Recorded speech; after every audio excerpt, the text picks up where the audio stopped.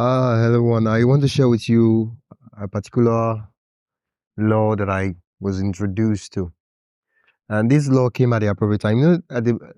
Sometimes you might be going through something and you get a recommendation that you're like, wow, this is so perfect. Like you just exposed to an information that you're like, wow, like this is perfect timing. Are you sure this is coincidence or something else? I'll give an example. Sometimes I'm going through a lot in my personal development area of life, and someone recommends a book. I think there was a time when I was like, oh, I'm in my 20s. What's this a life about? What am I going to do with my life? And someone recommended, I saw a book and I'm like, wow. When I read the book, I was like, this book is wonderful. How come it's when I have questions, I get answers, and I'm like, wow. It's as if the universe knew that I had these questions. Now, I've done writing routines and I've done challenges, but I felt that something was just missing. Like writing routine was great, but I needed something that I need to be working towards. I needed something that was concrete, it was practical, it was easy. Not in the sense that I won't do the work, no, but easy in the sense that I would write, but then the goal was understandable and it was easy for my mind to work towards it. There was a purpose for the writing. I could measure if I was progressing or not. I could know if what I was doing was, getting me towards that goal or not. And this was coming after I had tried to do a writing challenge and I failed. Uh, yeah, there were just so many. It was like, no, I'm not going to do them. I had to reduce everything and pick one. So the law I'm talking about is the law of 100. So what's the law of 100? The law of 100 says that you need to do 100 things of whatever you want to do before you can reevaluate and evaluate and decide if you will continue or not continue. But for my case, I'm not doing it to decide if I will continue or not. I'm doing it to improve over the course of 100. Because you can't write 100 pieces of work and not improve. Maybe you could, but if you were to take every piece and you iterate and try the techniques and the tips that you were told in the form of writing, by the time you get to 100, you'll improve. I'll give an example. If you were to write short stories, and when you start writing those short stories, you iterate, you improve. When you get to 100, you would have become so good compared to when you wrote your first short story. Like you might not be the greatest short story writer in the world, but you would know that, wow, have gone so much in the journey, have improved so much that I am not just the writer I used to be. I am now a better writer because I did this challenge. I wrote. So for me, it depends on what you write. How do you adopt the law of 100 challenge? How do you adopt it? Well, if you're a short story writer, it could be I want to write 100 stories, and that could go span across 2 years or a year. You write one every week. No, you have to pick a time. Pick a time when are you going to do it. For some persons, it's something that you need to do every day. For some other person, it's I need to do it every week, once every week. If you were to be a YouTuber, for example, and you're like, oh, I want to make videos, like, oh, I want to make a video every week. And so you make a video every week and improve with each video. And by the time you get to 100 videos, you would have figured a lot of things out. Same thing with writing short stories. If you were to pick the short story form and you say, oh, I want to improve over time, you keep improving and improving and improving. By the time you get to 100 short stories, you would have improved a lot. So the first thing is you pick the form. What form are you going to do the law of 100 with? Is it poetry? Is it short story? Is it spoken word? Is it what other forms of writing? Is it microfiction, flash fiction? Is it personal essays, flash non-fiction? Well, what else am I not saying? And you say over the course of 100, I would improve. But then depending on your schedule, you're like, what would work well for me? For some persons, they could write one every week, and in the course of 1 to 2 years, they would have written 100 pieces of work. For others, one every day. Let's say you're writing 50-word stories or you're writing microfiction. You could write one every day and it won't be that stressful for you. You would always be able to come up with something interesting and unique. You'll be able to write 300 words every day. Like it's not that stressful if you were to commit to doing that, depending on your schedule though.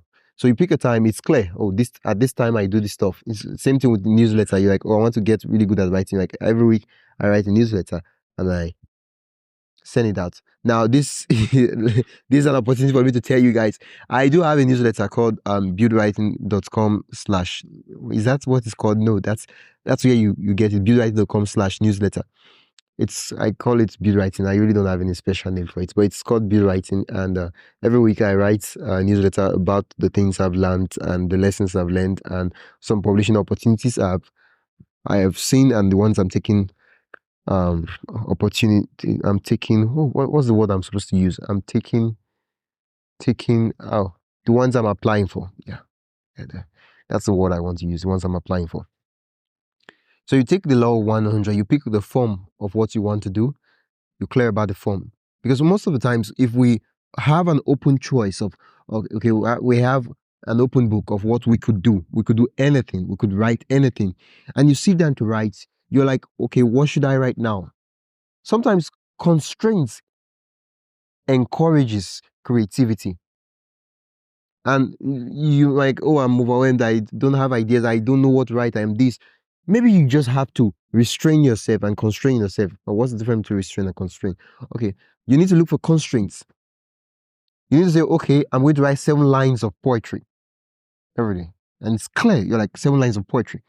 And you walk around 7 lines of poetry and you're like, whoa, what would I write about? What devices would I use? What stuff would I turn around? And within that boundaries, you're able to think and go really, really creative with it. So sometimes you might not be so creative because you have so many options, and just restraining your picking some forms of restraint and working with that might be the solution. So you pick a time, you pick the form, and the third thing is you look for an accountability friend, buddy, accountability partner. I just don't know somehow, but there is something about having an accountability partner. Yeah, like we human beings are social creatures, and writing for most times, especially if doing any of creative work, so it's a lonely task. Yeah, it's a lonely task, and you just be there, you writing, you discourage. There's really nothing. But when you do have an accountability body, you're like, oh, if for example, I was doing this podcast and right now I don't have an accountability body on the podcast. But if I was doing podcast, I have a friend who is doing the podcast too, and I'm writing short stories, and I have a friend who is doing that short stories too. And then once in a while, we just come around and we talk, and he's like, I tried this device. I noticed that this author used this opening line. I did try it, and I think you should try it too. And we talk and bounce off ideas from each other, and we keep ourselves accountable. It's just one of those things. We keep ourselves accountable. We show up because it's easy to get discouraged. I must say that the world is is filled with so many distractions. Everywhere you look, there's one form of distraction or the other, begging, seeking for, fighting for our attention. And there's so many reasons, so many other things we could be doing with our time that are really entertaining other than writing and trying to figure out how to make the sentence click. So pick an accountability body. And one other thing I would like to add is you could pick a form or a means of writing tracking. Yeah. But since it's 100 stories, did I say 100 stories? This is 100, I don't know if it's stories or poetry, writing or spoken word. It's easier to track. Yeah, because you know you're 100, you're like, oh, I've written the first one, the second one, the third one, the fourth one, the fifth one, the sixth one. It's easy to track. And if you set a time, it keeps you accountable, because if you're like, oh, I'm going to write 100 stories and there's no time to it, then you might write a story today and then next 2 months you write another story. Well, that would take a very long time. And for us, we really know we want to improve as fast as possible. Yeah, I use the word as fast as possible.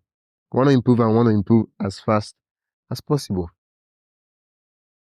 So we keep a form of writing tracker. So if you were going to write every day and then write 100 pieces of work, you could keep a writing tracker where you track your writing, or you could use one of these habit tracker apps. There's so many of them out there in the market where you track what you're writing.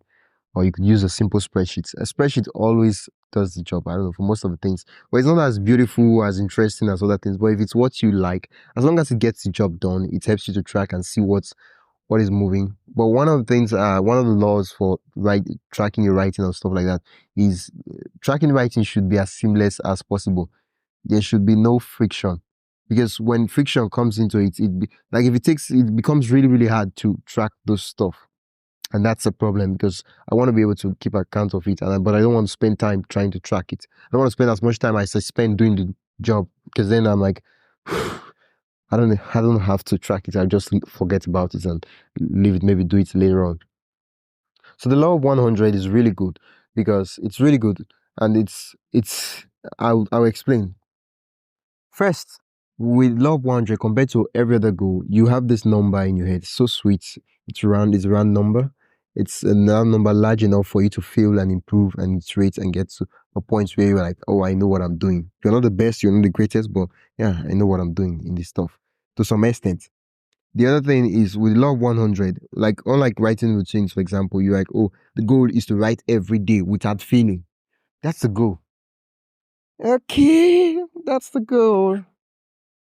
But you fail one day and the goal has been failed. Because the goal is I write it every day without failing. And now that I did not write every day, I have failed that goal. And so what happens is I tried to write every day, but I failed the one day, I failed the goal. And so I have to restart the goal again. So as much as I keep failing the day, I keep failing the goal and I keep restarting the goal. But unlike 100 piece of work, you fail one day and like, oh, okay, I failed. Okay, today we'll write a story and we keep on moving. Because one of the terrible things that happen with failing a writing routine when you tell yourself that you're going to write every day is that if you're not careful, that the goal of writing every day might stop you from writing. I'm like, I would probably go deeper in this in other episodes, but there's the whole idea that if you tell yourself that I'm going to write today consistently every day, and you don't write that day, there's this feeling where you're like, oh, I failed this goal. Is there any need to keep on going? Is there any need to continue? I might as well just quit and stop and move on. That feeling that you made a promise but you disappointed yourself. That feeling that you committed that you were going to show up but you did not show up. That feeling, it's so bad, and it rubs up on our self-esteem. And sooner or later, we'll start feeling that, oh, we could never be a writer, we could never be good enough, we could never be so serious with our life to show up and write and do what we need to do. So the law of 100 is what I'm adopting. For me, the time I picked is I'm writing 50-word stories. I would move on and on. So from 50 words, I will enter microfiction, flash fiction, flash non-fiction, just test across each one. And what I'm doing is I'm writing, I made it very simple. I got opened a Google document, and I'm writing one, and the titles I'm using is the date. I write one every day, 50 words in less than 5 minutes, 5 to 10 minutes. I'm done with it. So it's really simple, and I'm writing, I'm improving, and then I screenshot and I post on my WhatsApp status. That just kind of keep me, accountable and just sharing the work, even though nobody reads it. It's kind of a form of accountability for me. Yeah, honestly. Now I do want to know if you would try the law of 100. And if you'd like me to explain, to talk about any other thing, just reach out to me. Reach out to me in all whatever form of your preferred method is. And if you go to my website, beautywriting.com/speak, you can send me a voice message and it will be featured on the podcast. Ask a question, make a contribution, whatever perspective you think I am not covering well. I'd love to hear it. Now, I don't know where you're listening to the podcast from, but I would love for you to subscribe, to follow, whatever the thing is that they call it on the platform, so that you get my recent episodes when I release them. Currently, I am doing a 30 days podcasting challenge, so I will be recording an episode on the things I did about writing for that day and what I am doing for the next 30 days, after which I will come back to publishing weekly or bi-weekly. So guys, I really want to hear from you. Give me a review, or I've said so much things, but just do the one that's in your mind and it's easy for you to do. You just follow. You just have to click and follow and subscribe. And I really want to know you guys. I make these podcasts and I record this stuff, but I want to know, I want to understand, I want to hear from you. I'm just this guy who's talking on the podcast with the belief that there is someone out there listening. And I do know someone out there is listening.